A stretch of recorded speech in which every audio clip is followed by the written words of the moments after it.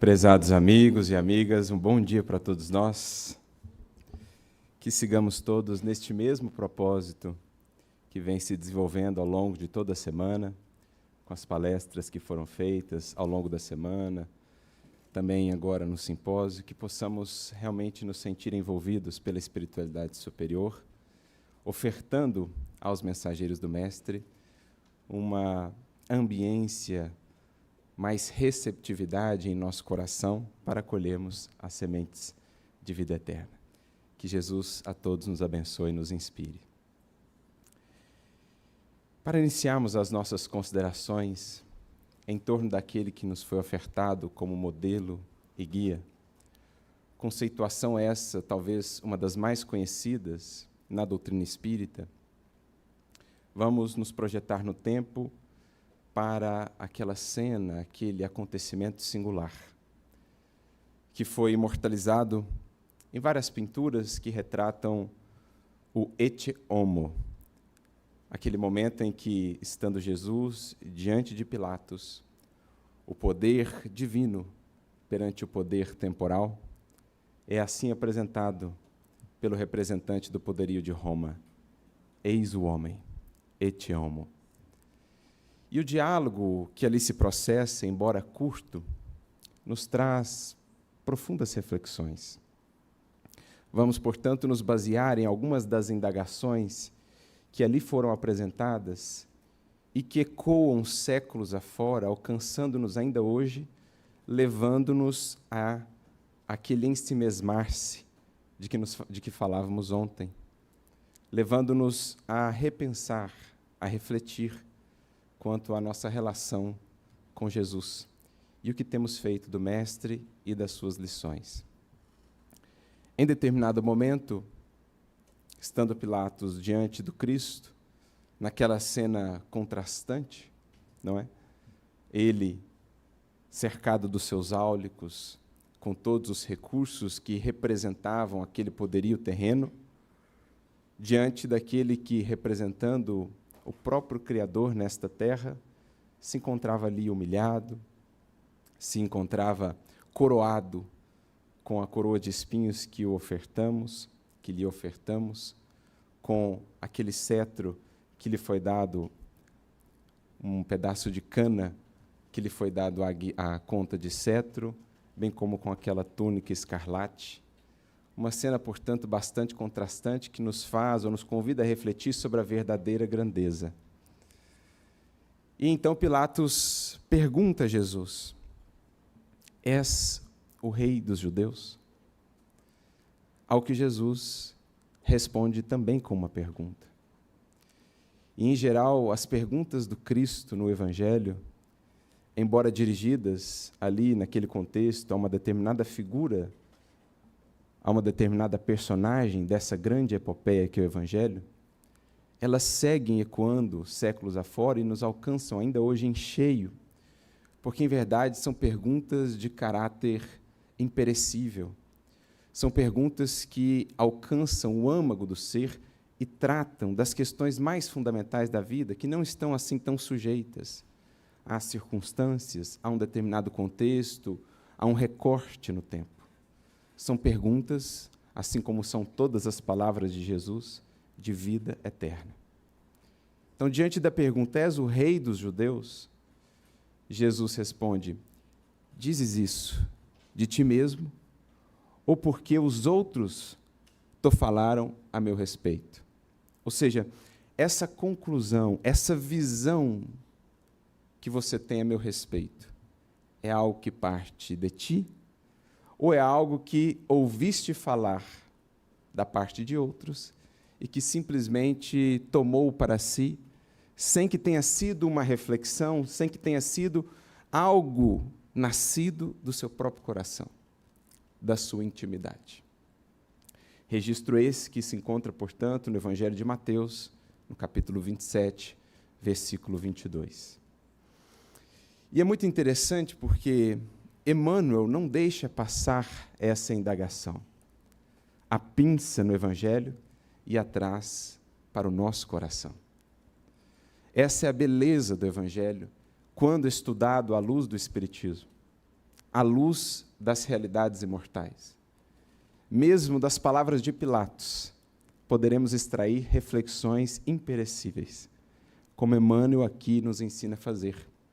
Num comentário muito belo no livro Caminho, Verdade e Vida, capítulo de número 85, chamado Testemunho, em que Emmanuel nos convida a pensar nos títulos, nas designações que atribuímos ao Senhor, a Jesus. De onde provém esses títulos? Por que o denominamos mestre? Por que o denominamos Senhor? Por que o vemos como um divino benfeitor? É algo que nasce verdadeiramente do nosso coração? Ou é algo que simplesmente repetimos porque ouvimos falar? Porque está lá na codificação, em O Livro dos Espíritos, em o Evangelho segundo o Espiritismo ou em qualquer parte? Porque, fazendo a conexão com o tema que nos cabe hoje, modelo e guia, é preciso pensemos. Quando dizemos que Jesus é modelo e guia, de fato o vemos assim? A partir de uma experiência pessoal nossa com Ele? Ou repetimos essas palavras ou essa definição porque ela está lá em O Livro dos Espíritos? Porque os Espíritos, ou no caso Allan Kardec, nos disseram que Jesus é modelo e guia. Mas de que nos adiantaria defini-lo assim se não o vemos como tal? Se não o tomamos em nosso coração, de fato, como modelo e guia de nossas vidas? Seria simplesmente um título, um rótulo que a ele associamos, mas que ainda não expressa a verdade da nossa alma e da nossa relação com Jesus. Por isso, nesta reflexão, que não por acaso chama-se testemunho, Emmanuel nos convida a analisar qual o testemunho real que podemos dar na nossa relação com Cristo. O quanto aquilo que vinculamos a Ele, em nossas palavras, em nossas definições, procede verdadeiramente do nosso coração. Que, no fundo, é a indagação que Jesus fez a Pilatos. Quando você me chama rei, Pilatos, você diz isso porque você meditou nesses termos e chegou a tal conclusão? Ou porque você ouviu outros falando a meu respeito nesses termos? A mesma indagação hoje o Espiritismo nos faz. O Evangelho redivivo nos faz. Quando o chamamos modelo e guia, o fazemos porque já o tomamos como tal em nosso coração, ou porque está lá em O Livro dos Espíritos. Porque, de fato, é belo, é encantador, é inspirador podermos contemplar vidas que realmente o tomaram como modelo e como guia. É parte, inclusive, do processo de ascensão. Inspirarmos-nos nas luzes que vão mais à frente, que compartilham as suas tochas, para que acendamos as nossas próprias. Porque cedo ou tarde precisaremos de luz própria. Recordo-me de uma outra mensagem de Emmanuel, finalizando o livro Caminho, Verdade e Vida, um fecho luminoso dessa obra, que, de certo modo, apresenta-nos uma síntese. O título é Façamos Nossa Luz. E é como se o Emmanuel assim nos dissesse, olha, essa obra tem 180 capítulos. Todas essas obras de comentários do Evangelho, até o livro Palavras de Vida Eterna, tem 180 capítulos. Mais o prefácio. Então, você leu até aqui 180 mensagens, está lendo a última. Agora, é preciso analisar o que fizeste disso que recebeste, de todo esse conteúdo. É luz compartilhada por quem vai à frente, pelos benfeitores que iluminam o caminho para que vejamos com mais clareza para onde estamos indo. Mas cedo ou tarde, esses benfeitores serão chamados a outras instâncias. Cedo ou tarde nos veremos nós mesmos imersos na prova, no desafio. E então não poderemos simplesmente depender de luzes alheias. É preciso tenhamos acendido a nossa. Que é o que no fundo se encontra naquela bonita passagem, parábola, às vezes incompreendida, das 10 virgens. As 5 prudentes e as 5 imprudentes. aquelas que ajuntaram óleo para acender a luz no momento propício, e aquelas outras que tentaram improvisar o óleo que não tinham quando era o momento de acender a luz. E as 5 virgens prudentes não compartilham o óleo, e pensamos, nossa, mas que expressão de egoísmo. Quando, em verdade, aquilo é um atestado de que a luz não se improvisa. Ou acendemos a nossa própria a partir da luz que temos recebido, ou, nos momentos de testemunho, estaremos em apuros. Porque não se improvisa esse óleo para acendermos as nossas candeias. É por isso que Emmanuel, nessa mensagem, então, diz que devemos nos valer, devemos nos servir das luzes que são compartilhadas pelos corações que já puderam se iluminar em Cristo. Mas, sem acendermos a nossa própria, não conseguiremos efetivamente avançar. Essa é a reflexão a que somos projetados a partir dessa indagação de Jesus. Voltando a outra mensagem citada, no capítulo 85, Emmanuel nos dirá que não podemos repousar indefinidamente em bases espirituais que não são próprias, que não nos são próprias. É belo, é encantador nos inspirarmos em vidas tais quais a de Dona Isabel, a de Chico Xavier, a de Eurípides Barçanufo. Vidas em que muito claramente vemos corações que tomaram o Cristo verdadeiramente por modelo e guia de seus passos e de suas atitudes em cada dia. Mas e de que nos adiantará apenas contemplar o Cristo como modelo e guia para outras vidas e ainda não para a nossa? E ainda não como um mestre vivo em nossas decisões, deliberações e escolhas de cada dia. É aí, então, que esse título passa realmente a fazer sentido. Quando, em nossas vidas, o Cristo ganha vida. Porque nesta mesma mensagem dirá Emmanuel, Jesus não é um símbolo legendário, é um mestre vivo.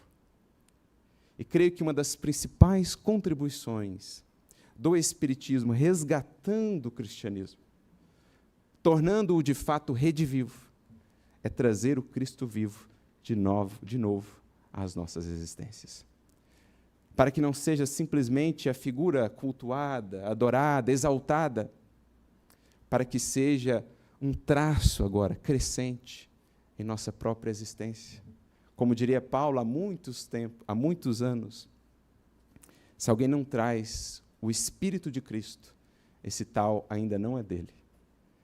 E comentando essa fala de Paulo, Emmanuel nos diria que o Cristo tem estado em imagens, em medalhas, em bandeiras, em pinturas e etc. Mas enquanto o Cristo não estiver mais impresso, enquanto a sua imagem, a reflexão das suas lições não for mais vivo e presente em nossas existências, ele seguirá sendo ainda para nós mais um símbolo do que propriamente um mestre vivo. A grandeza, portanto, dessas vidas que o tomaram efetivamente como modelo e guia é nos relembrar isso. Que o Cristo deve permear a nossa vida como um todo. Que devemos diluir ou desfazer as barreiras que ao longo dos séculos temos criado na nossa relação com Ele. Portas adentro do templo, Cristo é a grande figura e a grande referência. Portas afora do templo, Cristo em segundo plano. Como última das nossas preocupações. Com o Espiritismo, não. Caem por terra quaisquer divisões por nós estabelecidas. E é o que Emmanuel, mais uma vez, busca fazer na obra que inaugura os comentários seus do Evangelho à luz do Espiritismo. A obra citada, Caminho, Verdade e Vida. Para o Cristo, não existem linhas divisórias entre o altar de adoração e a oficina de trabalho. Linhas essas que foram construídas por nós. O Cristo dentro do templo buscado, exaltado, glorificado, no âmbito do lar ou da sociedade esquecido, relegado a segundo plano. Um cristianismo sem Cristo. Ou um cristianismo apenas com uma superfície, com uma casca do Cristo, sem que ele seja a alma da nossa vivência em qualquer parte. É isso, essencialmente, o que os Espíritos, o que Kardec quer nos dizer, quando o definem como modelo e como guia. convidando-nos a refletir nesses termos. Qual a nossa relação pessoal com Jesus? Para que, ao afirmarmos que Ele é modelo e guia, o façamos não como quem simplesmente repete palavras, mas como quem o sente dessa maneira no seu coração. Porque aí nós temos uma medida, digamos, da nossa relação com Jesus. O que de fato nós fazemos dele. O que ele representa na nossa vida. Isso nos leva a uma outra reflexão baseada numa outra indagação, nesse mesmo diálogo, nesta mesma cena do et homo entre Jesus e Pilatos, agora registrado no Evangelho de João, capítulo 18, versículo 34. Quando Pilatos assim indaga, meio que perguntando para si próprio, que farei eu então de Jesus, chamado Cristo? Porque ele estava naquela indecisão, no fundo a consciência o alertava quanto à grandeza da decisão, a importância da decisão que haveria de tomar e a grandeza daquele que estava diante de si. Sua própria esposa havia sonhado em noite anterior e o alertado quanto à decisão que haveria de tomar. Mas ele hesitava entre a verdade que o conclamava, entre o compromisso com a lei divina, entre o despertar e os interesses que ainda o prendiam. O medo de perder os favores, as facilidades. Então ele hesitava, oscilava. E ele faz essa pergunta de si para consigo: que farei eu então de Jesus, chamado Cristo? Mais uma vez, Emmanuel pinça essa indagação de Pilatos e traz ao nosso coração, convidando-nos então a refletir: que fazemos nós do Cristo? Não tenhamos dúvidas, nós espíritas, Cristo esse por nós conhecido há séculos, que temos feito dele? Essa é uma das principais indagações que também o Espiritismo nos trará. Porque o que notamos é que muitas das vezes queremos trazer o Cristo ao nosso universo, reduzindo às nossas limitações e aos nossos interesses. Raros são aqueles que querem se erguer à altura do Cristo, ajustando-nos ao novo programa que ele nos traz. Então, numa mensagem no livro Vinha de Luz, capítulo de número 100, Emmanuel vai refletir sobre esse versículo, numa mensagem com o título Que fazemos do Mestre? Ele vai dizer assim: os ociosos, muitas vezes, verão em Jesus ou quererão transformar Jesus naquele que lhes patrocine os anseios de menores esforços. Então eu busco Cristo para que ele me alivie, simplesmente, diante de determinadas lutas, para que ele patrocine determinadas acomodações das quais ainda não quero me furtar.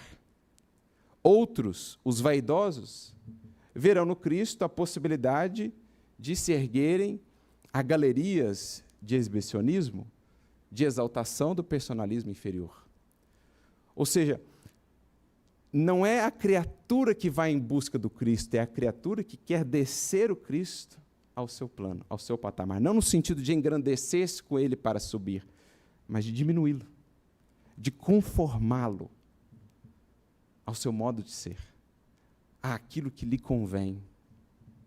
E aí temos um grande divisor de águas, quando pensamos na relação com o Evangelho, entre aqueles que estão ainda num determinado arquétipo, que vem no Cristo, aquele que pode satisfazê-los em algumas demandas, em alguns interesses, e aqueles que já veem no Cristo, de fato, o Mestre, a referência. Quando pensamos em termos do Evangelho, nós temos alguns arquétipos principais. Temos os adversários, temos os indiferentes, temos a multidão, temos depois o discípulo e, por fim, o apóstolo.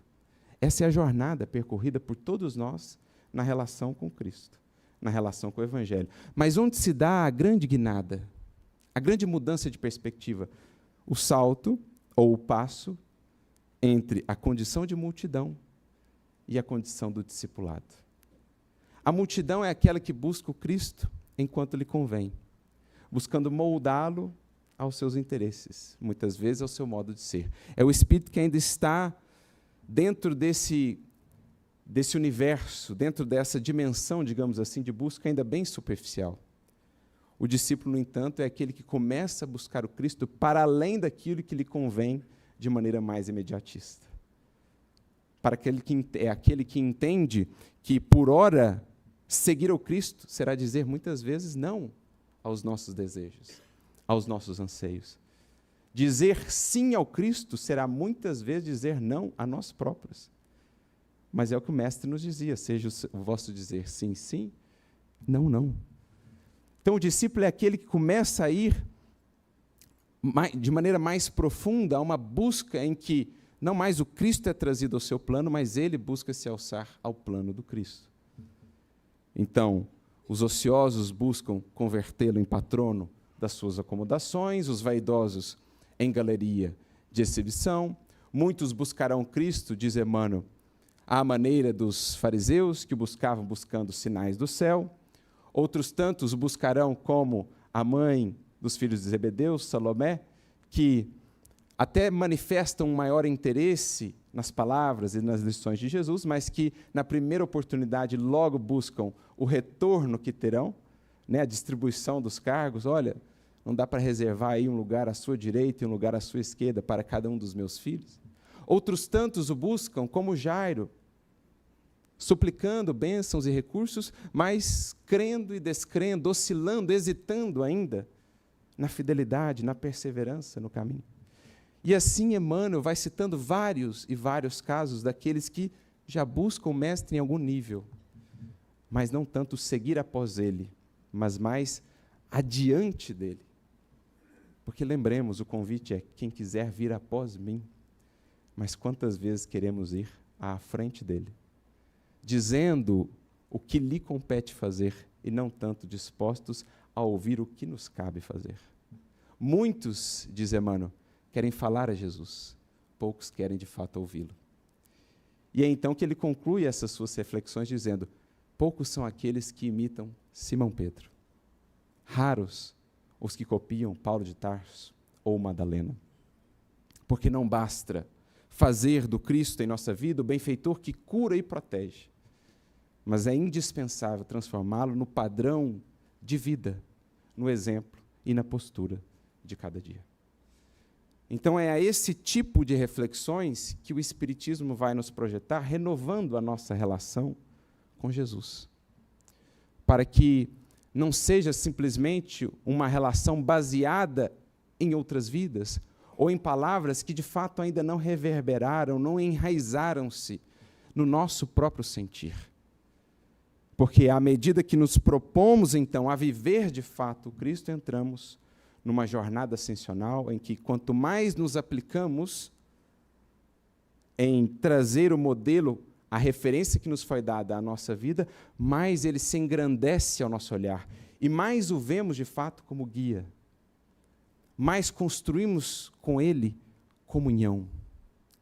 Comunhão que se traduz na inspiração de cada momento, na possibilidade de improvisar o bem quando outros não têm conseguido ver uma saída, um caminho. Na sensibilidade que nos ensina, que nos ajuda a lidar com cada pessoa, com cada coração em suas necessidades. A temperarmos a nossa palavra, a ajustarmos o nosso agir conforme as demandas de cada espírito que cruza os nossos caminhos. Tudo isso só vai conseguindo quem com Cristo constrói uma relação de intimidade.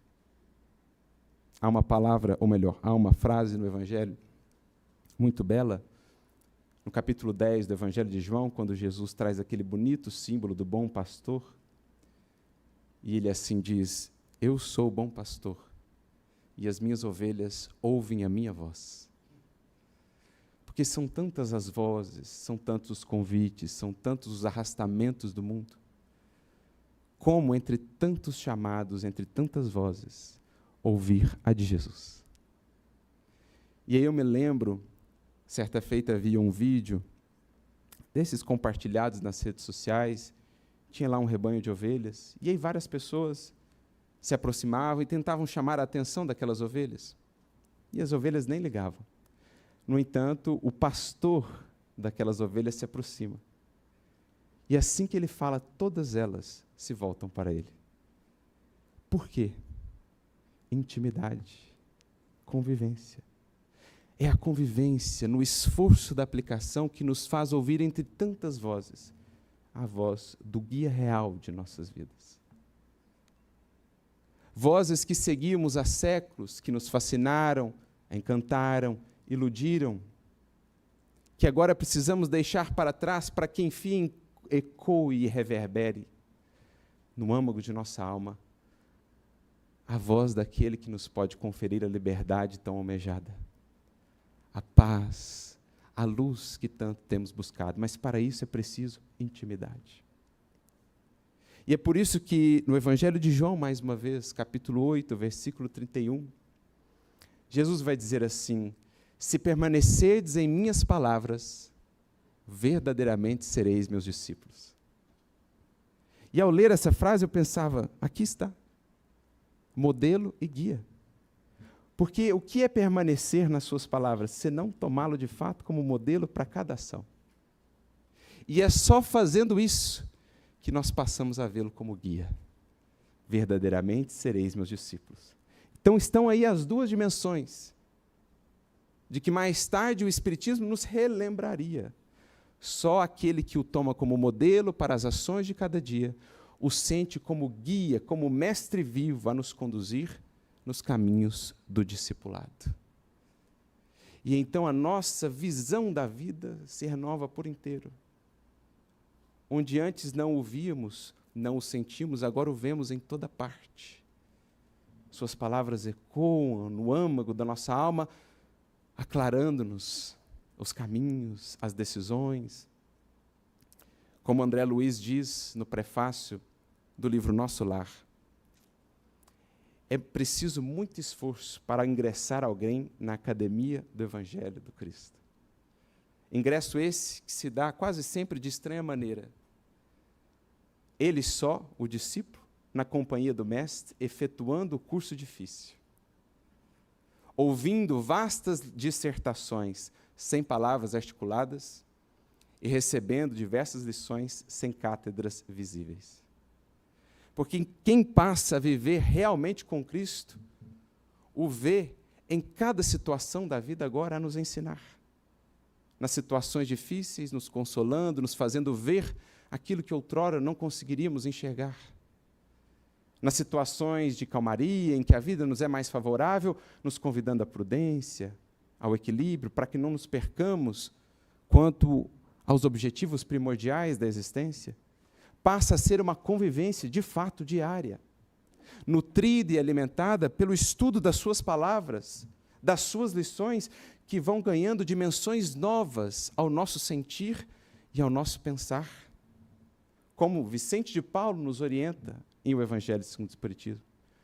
Como desejaria que dedicassem mais tempo a este livro, que muitas vezes consideram uma carta fechada, palavras ocas ou vazias. No entanto, vossos males provêm todos do abandono voluntário desse código divino que lhes foi ofertado.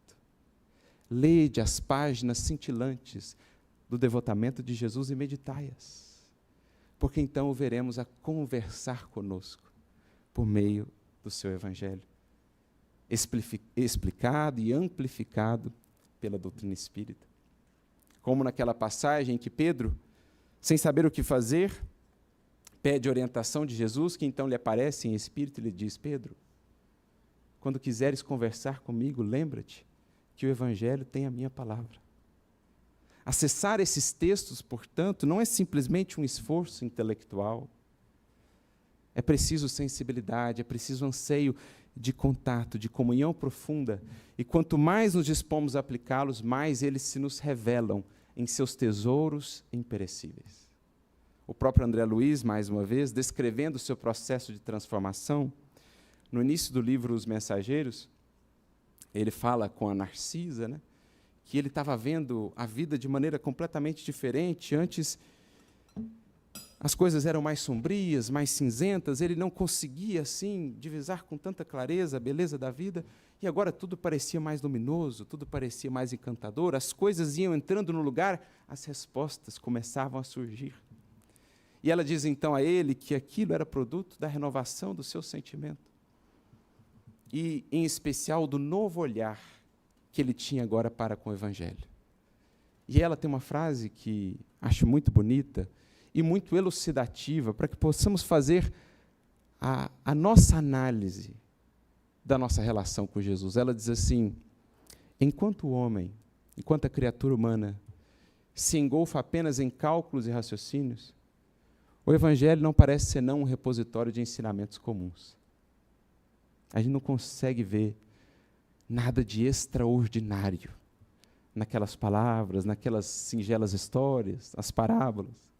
No entanto, acrescenta ela, quando se lhe despertam os sentimentos superiores, ele percebe que as lições do Mestre têm vida própria e passam a revelar expressões outrora ignoradas pela sua inteligência, pelo seu raio de visão, digamos assim.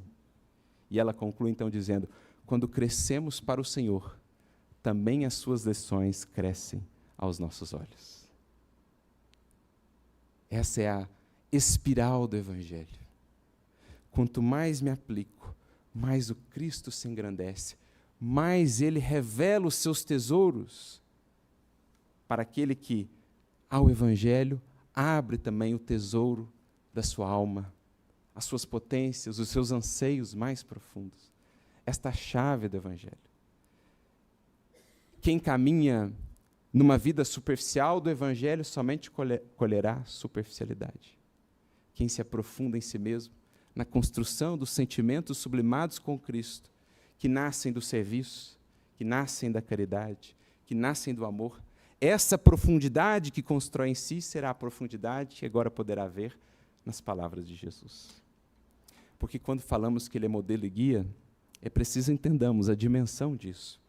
E creio que poucas lições, pelo menos das que já pude acessar na literatura espírita, ilustram tão bem isso, quanto aquela que nos foi trazida no livro Obreiros da Vida Eterna, capítulo de número 3, intitulado O Sublime Visitante. André Luiz estava ali acompanhado de um orientador e de outros trabalhadores, coordenadores de trabalhos no mundo espiritual e junto à crosta terrestre, e eles vão ao local onde recebiam orientações de esferas superiores. E tal era a condição do espírito que viria, que em nosso lar foi preciso que ele se materializasse, servindo-se de médiuns de materialização, apresentando-se dentro de um quadro fluídico que foi construído pelos que ali estavam. Então o benfeitor pede: André, você cuida da vegetação. Outros iam fazer o céu, outros lá um lago no fundo.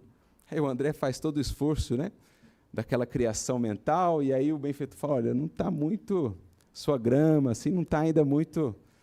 Dá uma melhorada, né? E aí, de repente, o André nota que no fundo do quadro surge como que um sol, uma luz, que vem se aproximando, e de repente eles veem um espírito. Do busto aqui para cima, era Asclépios. Um espírito que vinha de esferas sublimadas, ainda vinculadas à crosta. O André Luiz fica tão impressionado, após o contato, a conversa que eles têm ali, que ele pergunta: mas esse é o ápice de evolução que se pode alcançar aqui na Terra? É um espírito de outros orbes já? Não, André. É um espírito ainda vinculado à Terra. Só que em esferas da Terra, em que a forma como a concebemos já não existe mais. E um espírito que estuda e que anseia por ser representante da Terra junto a outras comunidades do Sistema Solar, por exemplo, em Saturno ou Júpiter. E aí cada um dos coordenadores de trabalhos que ali estavam apresentavam as suas dúvidas e indagações a Asclépios. Ele ouvia pacientemente cada uma das dificuldades, né, das lutas, e ele trazia assim por debaixo do braço alguns pergaminhos. Finda a indagação, ele abriu o pergaminho e lia então o que vieram a perceber se tratava de um trecho do Evangelho. Ele lia um versículo e ficava em silêncio. E aí o André Luiz diz: ficou até um certo clima assim, né, porque acostumados com as longas conversações na Terra, muitas vezes sem proveito, não encontrávamos assim tanto encanto naquelas lições mais diretas e mais singelas. Mas ele lia o versículo e silenciava. Notando, no entanto, que não estava talvez sendo tão bem compreendido, ele acrescentava um breve comentário, explicando o versículo lido. E assim ele fez para os 3 casos que lhe foram apresentados. Lia um versículo, um brevíssimo comentário. Mas o que nos chama a atenção nessa passagem? Um espírito de tal estirpe. Qual o seu material de estudo e reflexão? Em níveis de profundidade que nós ainda não podemos abarcar. O mesmo evangelho, o mesmo mestre, o mesmo modelo e guia. Claro, elevado agora a uma profundidade de experiência e de comunhão que ainda nos escapa. Mas é a jornada a todos nós reservada. Aprofundarmos em nós mesmos, crescermos no esforço de aplicação para que o Cristo se engrandeça ainda mais junto à nossa apreensão, às nossas possibilidades de compreendê-lo. Porque, como disse o próprio Mestre no Evangelho, céus e terras passarão, mas as minhas palavras não hão de passar. Podemos pensar isso em termos da jornada, da evolução do próprio planeta Terra, mas podemos pensar isso em termos da evolução de cada espírito. Cada espírito neste mundo evolui entre uma terra e um céu. A terra é o piso que já alcançamos, o céu é o horizonte que divisamos. Então existem espíritos que o piso deles é para nós ainda um céu a ser buscado. O que para eles já é algo consolidado, já é o terreno pelo qual caminho, para nós ainda é meta. Mas eles também têm um céu. E o seu céu será para outros espíritos um piso. Céus e terras passarão. Mas o Cristo, neste mundo, abarca a todas essas consciências. Nós outros aqui, nos esforços iniciais de interpretação e apreensão do Evangelho, como Asclépios, que lá nas esferas superiores e sublimadas, ainda vê no Cristo a luz do mundo, o norte para os seus passos e para as suas deliberações. Por isso, vejo nas palavras de João Evangelista, no seu conhecido prólogo, talvez a mais bela definição do que é Jesus para a terra e para nós outros, que aqui evoluímos. No princípio havia o Verbo, e o Verbo estava com Deus, e o Verbo era divino. Ele estava no princípio com Deus. Todas as coisas foram feitas por meio dele, e sem ele nada do que foi feito se faria. Nele havia vida, e a vida era a luz dos homens.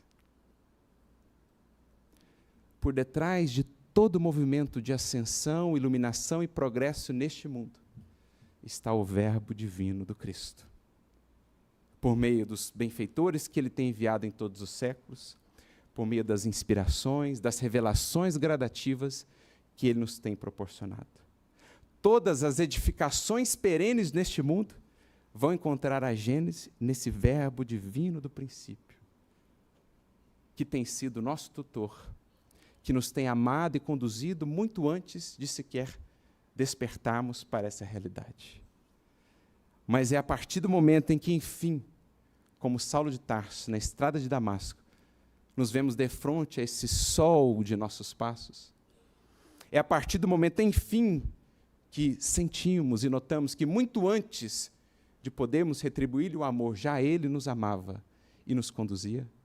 É aí, enfim, que essa luz penetra-nos o ser de maneira indescritível.